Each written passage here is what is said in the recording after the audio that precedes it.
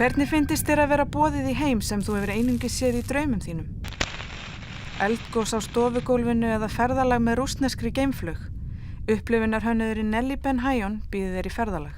I think it's very unfair that there is 150 astronauts, around us, and that's about it. And so if you're too big, too small, too fat, you don't have the right ESG, what are the chances that you will feel the thrill of being inside a rocket, And so that's how it really started for me. It's like, I was just really cross with it. I was like, this is just not right. So we need to come up with a way, a plan for us, for my grandmom to experience what a rocket is, like a rocket lift of Isaac on every Friday evening, for example. And so that's how it started for me. So I was looking for ways to get you to experience it in a very analog manner, something very physical. And so that's how I got drawn to it. Because design was very interesting to me, but I was like, it was lacking the sort of the human component of it. And so I had to go and look at the theatrical methodology. I had to work a lot with actors. Then I was looking as well in architecture, because you need to create this immersive environment for members of the public to really feel like if they are going inside a rocket, for example. So all these different components, and that's how I got drawn to it, because for me it wasn't just about the product. It was about everything that comes with the product and the product itself. Árið 2012 stofnaði Nelly symfóníuhljómsveit skipaða starfsmönnum bandarísku geimferðastofnunarinnar NASA. You've got the head of NASA playing the gong, astronaut Gaggle playing the percussion, and they're basically reenacting all the drama of mission control, everything that went wrong, everything that us, members of the public, we don't know about. Because for most of the time when you look at space mission, we don't actually share the sort of the tragic component of it, the difficulty of it, the craft of space exploration. Who are the people who actually, do this mission? And so they are actually singing it into the orchestra. And then I got incredible composers on board, people like Beck, Damon Albarn, Bobby Womack. They just basically perform each year a new scheme.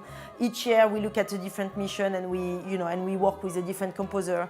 And that's still going on. And what is very interesting for me is that the International Space Orchestra, it really is a critical platform within the agency, within NASA, in which all these people can then reflect on what they do.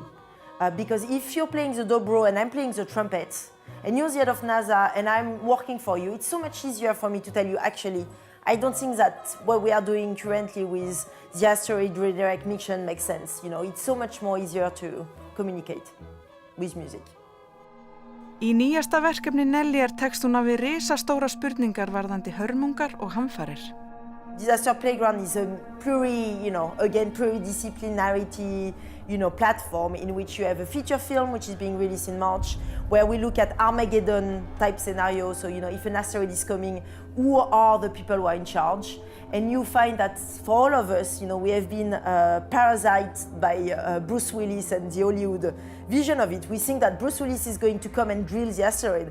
Actually, this is not at all what will happen. Maybe it will happen this way, but at the moment everybody is sort of like looking for who is in charge, who is going to make the call, and apparently it's going to be decided at the United Nations. So the film gives you a very clear view of like all the chain of command, all the people who are in charge, all the way from the reception office to the monitoring device, to the White House, to NASA headquarters, to the United Nations, and then you meet all the different characters along the way.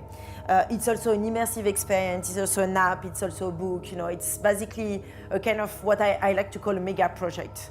And the idea there is to, do as many outcomes as possible so then you can really focus on each audiences, the film audience, the digital audience, the academic audience, the political audience. And for each of them, we define a different outcome.